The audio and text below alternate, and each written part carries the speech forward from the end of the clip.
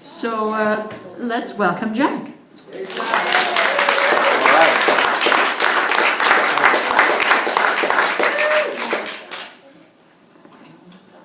How's the level? Can you hear me okay? Yep. Good. Well, a picture's worth 1,000 words, and it also helps me not have to look at note cards to have the pictures. One thing I noticed while Tanaya was talking is the relative lack of humor in my presentation, which is telling about the relative lack of humor in my life until about 8 years ago, thanks to a woman sitting in the front row here who gets me to laugh a lot. And we'll wrap up with that. So, what I'm going to describe, this is my daughter 26 years ago down in Costa Rica, and it's, to me, the epitome of wellness. And my life has been, and my work has been intertwined. The theme, looking back, is connection, and the relative lack of connection that I experienced in my early years, and my quest to create more connection and the tools to do that, and that's what you're going to see. Oh, have you started the video? Yeah. Oh, good. I'm recording this for hopefully posterity. Or TEDx. So, this statement, which I saw a few years ago, really resonated with me, particularly after seeing cultures where they're connected. And then about 10 years ago, I realized that these 6 words summarized my work. And also, I had believed that you teach what you need to learn, and it was no accident I'm doing wellness or I'm doing connection, because I needed it. And fortunately, it has paid off.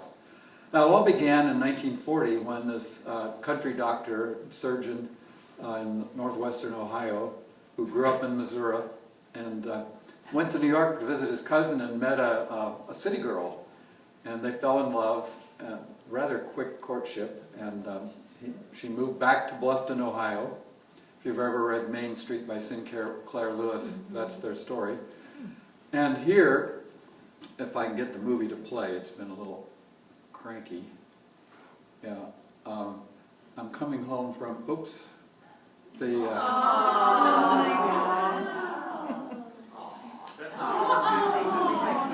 I was a redhead. Isn't that amazing?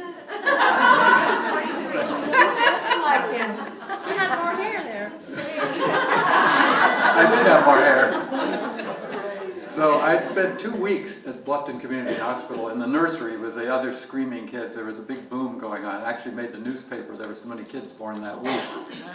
And I was on a 4-hour bottle schedule, and I screamed after 3 hours when I got hungry. And my mother told me later how much she hated it, but she had to follow the rules. And also I got circumcised, which was the norm in those days, which is 70% of your sensitive nerves removed, which has major consequences later on, and some work I've been doing and publishing articles towards ending it. So my early childhood, I had them all to myself for a while. I was the firstborn. That didn't last too long. I learned how to do tricks to get attention. I actually remembered that picture being taken. But in looking at my baby book, I saw a lot of unhappy pictures. There weren't too many smiling pictures. And it was the beginning of a lifelong issue with depression, which has been a major part of my work as well. Now, here, the 3 of us, we were born 2.5 years apart, the worst possible sibling timing. There's a whole book about why that's the worst timing. My sister came along and displaced me, and then my brother after that. And you can see we weren't a happy crew there. I bonded with my tricycle. And, but I would get questions from my dad's patients. They'd come to the house sometimes to see him. Are you going to be a doctor like your daddy when you grow up? And it wasn't too hard to figure out the right answer to that question. So I blindly, I remember looking at a chart of anatomy that he brought home and looking at the insides, and that's interesting. So I blindly proceeded towards that goal. I was a nerd. I didn't have any dates in high school. I had this is my science project. I got interested in electronics and became an electrician. I wired a number of houses and a store, completed when I was in med school. Went to a small Midwestern college, Worcester in Ohio, and met a, quotes, girl my senior year. She was a sophomore, and we fell in love. She was the daughter of a medical school professor in the University of Alabama, and programmed to marry a doctor, and that's what I thought I was going to be. So we got married in the middle of my second year, and it was tough. They kept saying it would get better, and it didn't. I was in Boston, and a token Midwest wasp among a lot of cutthroat guys. So I came to San Francisco for my internship, Public Health Service Hospital. It's now a luxury condominium on the south side of the Presidio. And I was so depressed with the number of cancer patients that we couldn't talk about the fact they were dying. Kubler-Ross had not published Death and Dying. That I actually stood on the roof of the wing here and considered jumping off it, but it didn't look quite high enough to kill me, so I chickened out. And then was offered a residency in preventive medicine in Baltimore. It was either that or Vietnam, and at that point the choice was easy. And there I got invited to live in an intentional community of hippie-type folks and old-timers as well. It was an amazing experience, and it was there that my daughter was born. We I knew I wasn't ready to be a father, but it was that or divorce, and in the 70s in my family, divorce wasn't an option, so I reluctantly went along with it. It was wonderful with her, but our relationship suffered a lot. This led to my present work of having children destroys most marriages in nuclear families, because we need a village to raise kids. So we got into intense therapy, worked on ourselves for 2.5 years, and it was wonderful in terms of our own growth, but we concluded at the end of that we just couldn't live together, so we separated. This picture is kind of telling of me with my mom and brother there on the left, and the gap between me and my wife and unhappy looking daughter. So she was 2.5 when we separated, and I, according to the plan, was coming back to California to start the Wellness Center. And she elected to stay in Baltimore and get a master's in social work. So we were separated by 3,000 miles, and that was the hardest decision of my life. Meanwhile, while this was going on, I'm learning that I can't prescribe drugs. It was just too painful to mask symptoms, and I started prescribing things like the Angry Book and lowering blood pressure as a result. So masking symptoms of drugs just wasn't working for me, and this preventive medicine residency was providing some tools on that, but it wasn't until I stumbled on this book on the clearance table at the Hopkins Medical Bookstore, marked down to $2 from $2.95. I thought wellness was a silly word, but he had a mental, emotional, and spiritual dimension to health. This was a guy who started the U.S. Department of Vital Statistics and ran it for 25 years. Amazing man. I get teary thinking about it. And I lived 20 miles from him for a couple of years and never thought to go see him. I didn't think it was going to amount to much. But when I learned about him later, he was truly amazing. So out of that, I developed an illness wellness continuum. You can see the early version up there done on a typewriter with press-on letters, and then I got a graphic artist to improve it, and now it's in color, and it's being reprinted in textbooks and nursing texts and so forth, and it's gotten quite a bit of notoriety. This led to my starting the Wellness Center in Mill Valley in '75, in this converted residence in downtown Mill Valley and Miller Avenue. And Tainaya's story about the redwood, the siding inside, its vertical tongue and groove, had been layered with paint, and my brother and I rented a sandblaster, and we blasted the walls of this room. It was a horrible experience, but it turned out really nice. You can't see how red it really is. I want to back up. You can see the hippie influence in 1975. Those are my neckties. I wove them into a piece called All Tied Up, and that's me in the center. This was a lifestyle evolution group. It was like a therapy group, but you didn't have to have a psychological diagnosis. You wanted to evolve your life. And it was a great experience. Here, 3 of our staff are hugging a client who was graduating. We were doing biofeedback and stress reduction and nutrition and fitness, personal image consulting. And I was having the time of my life. This was the first time I was actually doing something I wanted to do. I was 33 years old, and it was wonderful, except it wasn't paying the bills. We didn't take insurance because we weren't treating or diagnosing or prescribing, and so people had to pay for their services, and people are more willing to pay for their car preventive maintenance than they are themselves.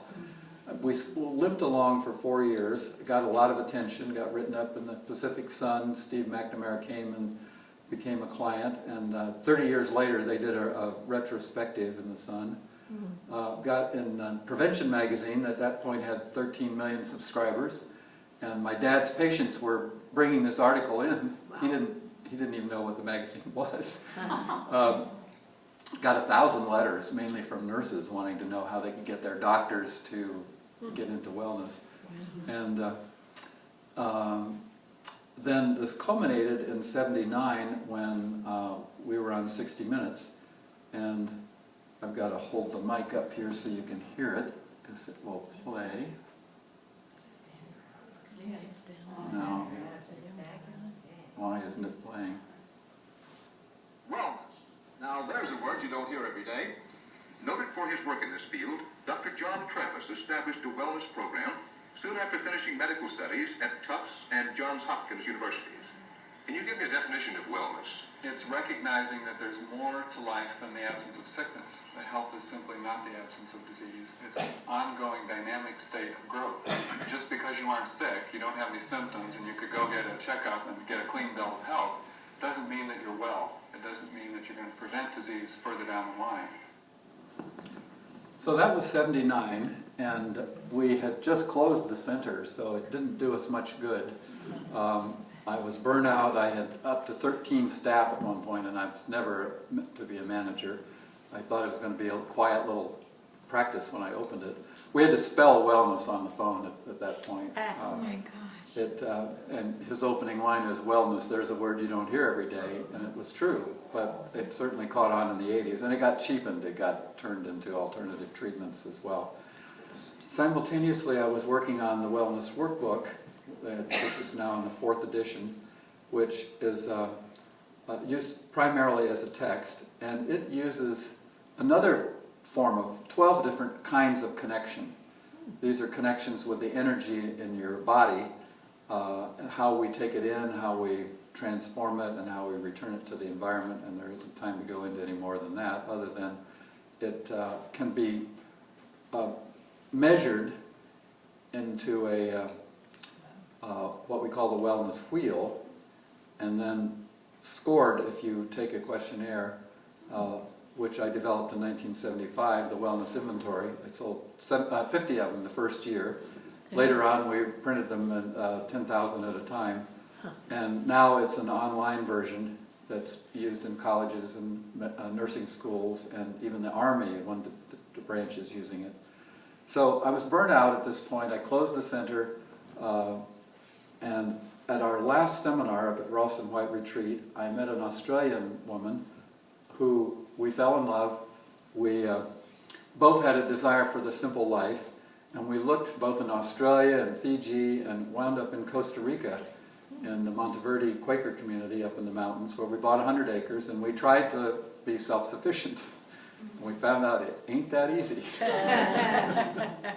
We had a wonderful time. We tried to bring more people to the 100-acre farm that we had, but the El Salvadorian War was on, the Nicaraguan War, and so people thought it was a war zone and didn't come.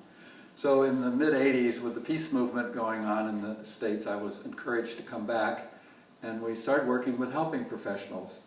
And one of the keys was this book, Shadow Dancing in the USA, which clued me into this phenomenon of shadow that Carl Jung talked about, and then Robert Bly wrote about later on. And the fact that owning our shadow allows us to be more connected. They're inversely proportional. And now Brene Brown is talking about vulnerability and shame and taking it to a whole new level.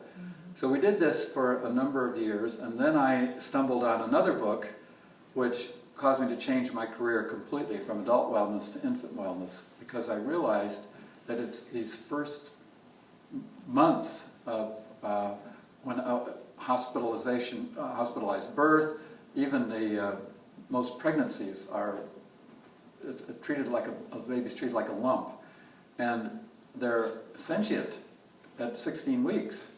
And when the fourth trimester, which is the next 9 months, are crucial.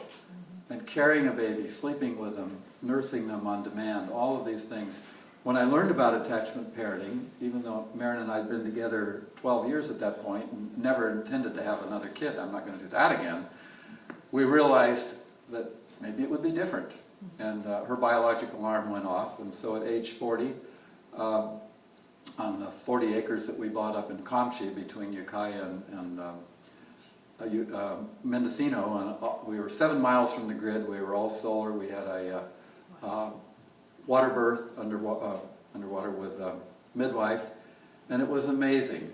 I converted an old shell into a livable space, but it began to take its toll again. I got depressed. I was feeling left out of the overwhelming demands of a baby. The same dynamic unfolded again, and we managed to hold it together, but it took a real toll on our relationship. We then moved to an intentional community in Virginia, which was wonderful for my daughter growing up. She had playmates. We were homeschooling. They'd go down to swim in the lake. They'd go to each other's houses, pretty much unsupervised. Whoever was at the house would take care of them. We had to figure out where they were. So here's my second daughter, born 21 years and 21 days after my first daughter. Simultaneously, my wife and Suzanne Arms, who wrote Immaculate Deception and started the natural birth movement in the 70s, a group of us started a nonprofit called the Alliance for Transforming the Lives of Children, and our work was to put together the optimal conditions for connection. And we've spent 10,000 hours putting together a blueprint and then researching it and publishing it. It's still unmatched on the web. And that was a lot of our work together. In 2000, we decided to move to Australia because we thought it was a better place to raise her. First living down in Victoria, which is very Victorian. It's a beautiful house. I put in the pool and extended the deck and turned the carport into a sunroom and got to do my building stuff. But it wasn't, I wanted to join a men's group, and they said, "Have you tried the Lions Club?" That was the best I could do.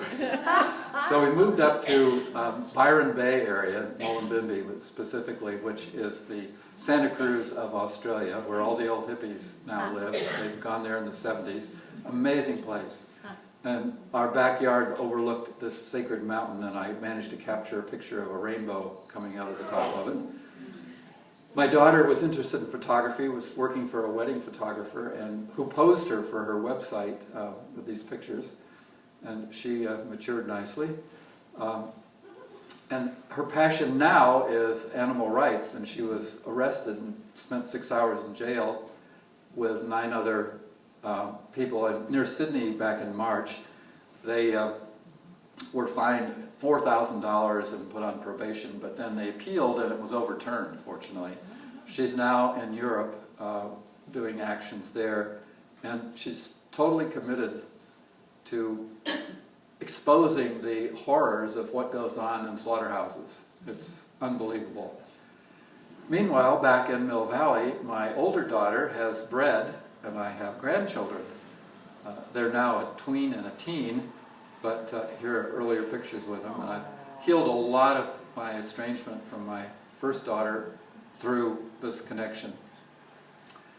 Some adult wellness stuff was still going on back in 2010. I got interviewed for this New York Times article, and but at that point we were researching and writing my experience from the first marriage, and it was unfolding with the second marriage or the second daughter, of how having children destroys relationships in nuclear families, and published this book.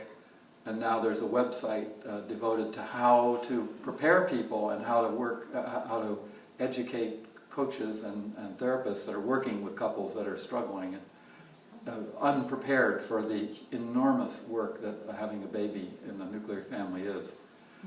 Meanwhile, I was living in an unintentional community. I've been mentioning it. A lot of my desire for connection was met by living in communities. I lived in 5 intentional communities. I grew up in a small town that was like a community, and 2 unintentional communities. I'm at this point considering Marin Valley an unintentional, but we're creating it. It wasn't created with that in mind. This one, unfortunately, blew up, and after 5 years, with this wonderful location on the eastern seaboard of Australia, ended. Now, what happened for me in 2011, when my daughter left home, and I was realizing, I thought I was over the hill. I knew we were experiencing the empty nest syndrome, and just emotionally did not have much going. I wanted to improve my relationship with my wife, and just wasn't happening. So at a workshop in Harbin Hot Springs, I bet you know who.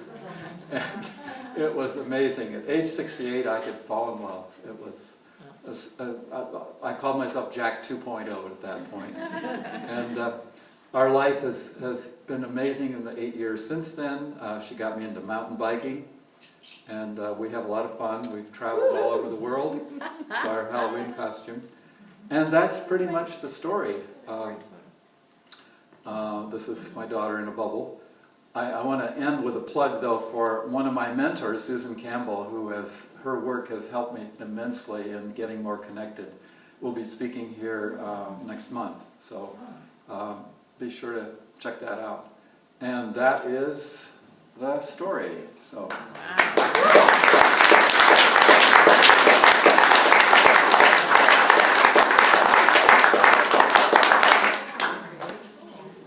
Questions? Yeah. Thank you very much. You know, one thing kept coming up for me. There's a single mother who had to supply the money to support my children and all of that. I kept thinking to myself, how did you just suddenly get up and go to Australia? How did you suddenly get up and go to the East Coast? How did that all happen? One of the things that I didn't mention is that once I left medicine, I learned about voluntary simplicity, particularly in Costa Rica. And I've lived below the poverty level, or the 3 of us did, since 1975. You can live very simply. There's actually a minimalist, I am a minimalist. There's a great video on Netflix about that. When we moved to Australia, we had some money that we had rolled into different houses. And we she had a sister there, and it was fairly simple and cheaper. So So anyway, it all worked out. Is Yeah, what you're saying. yeah. Yeah. we, One way or another. yeah. That's annoying. Yeah. With your credentiality, with your knowledge, with all that you have to give in your regard to your expertise, had you ever thought of initiating a program of education in our lacking school system, where the teachers are relegated to bringing up the children because the parents are incapable or unwilling? Wonderful idea, but I was barely able to make it on my own. Funding. So when I first had the idea for a wellness center, I went to the Park Lawn building, which is the Pentagon for the Public Health Service, and I pitched my idea, and they thought, great idea, but no money. So I did it on my own. I used my life insurance savings, and my dad lent me money, and I borrowed from my life insurance. But basically, it's funding, and Yvonne can tell you about raising kids as a retired school teacher. and I've had teachers approach me over the years and want to use to convert the wellness inventory to for kids, but it's, you know, the funding and the ideas are out there, but it's difficult. So, yeah. Thank you for that beautiful presentation. It just strikes me as you've lived a life in alignment, following some very beautifully high ideals and having the intelligence to really make a difference. And I thank you. Yeah, right on. I'm curious what your cutting edge is now. It continues to be the issue of shadow and my own shadow and how it manifested as depression for most of my life. At age 65, I undertook to reinvent myself, and I got involved in a psychodrama group and a co-counseling group. I worked with a counselor who turned me on to the Abraham Hicks work, and I learned that while I had been trained to find a problem and fix it, or complain about it, you know, in medicine it's all about fixing problems. Gratitude was a new concept for me, and when I began appreciating instead of complaining, and I realized that behind every complaint is a commitment. Something isn't being met, some need isn't being met because of a commitment I have. And that shifted it dramatically and gave me a lot more ability to be in a place when I met Yvonne to shift my life dramatically. But I still wrestle with it. And finding people that I can work with around owning my shadow and being vulnerable, that's an ongoing work. And that's what Susan does with her honesty salons. So it's a never-ending process, far from complete. Right in the corner there.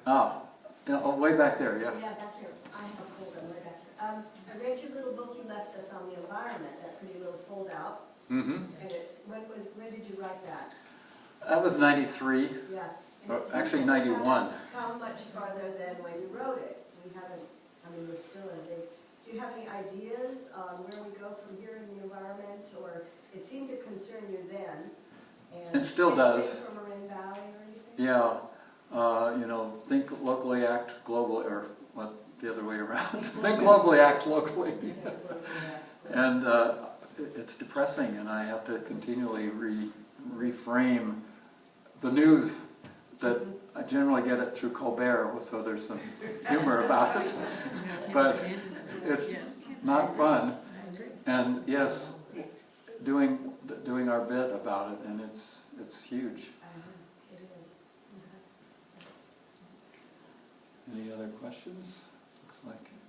I have a comment about Yeah. that little book. It's, if you guys haven't read it, read it. It's very good.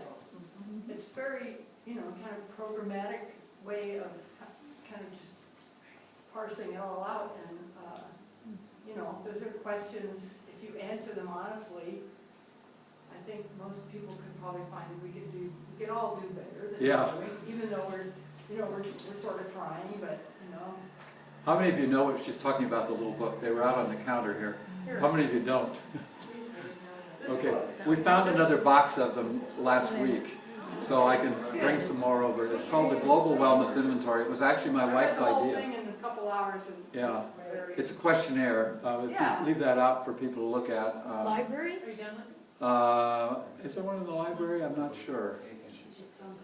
I can put one in the library. I do have one extra up here. The box is over in Oakland. We found it in the basement of a friend's house. Wow. But what we did was take the wellness inventory for your personal health and convert it to the planet's health based on individual behaviors. So that's what the 120 questions are. Okay, well I think that's it. Oh, one more? So a lot of the people like Abraham Hicks talked about what you focus on, you keep going. So how do you focus on your shadow and do the shadow work without acknowledging it so much you get overwhelmed by it? Do you have, or are you still trying to figure that out? Well, yeah, it's a very good question. You have to realize that my shadow is everything I think I'm not. And by definition, I don't know what it is, except as it shows up in relationships. And when I'm pissed off at somebody, it's usually something in me that I'm not owning, that I'm projecting onto them. And so they're a mirror to reflect to me something I need to look at. And if I look at it with the intent to grow and to be conscious, to eat my shadow is the term that Robert Bly uses, then I come out feeling closer to them and to the whole situation. So it's a double-edged sword, but good question. So Forgiveness. yeah, Big. forgiving yourself is really what it's about. You really can't forgive anyone else.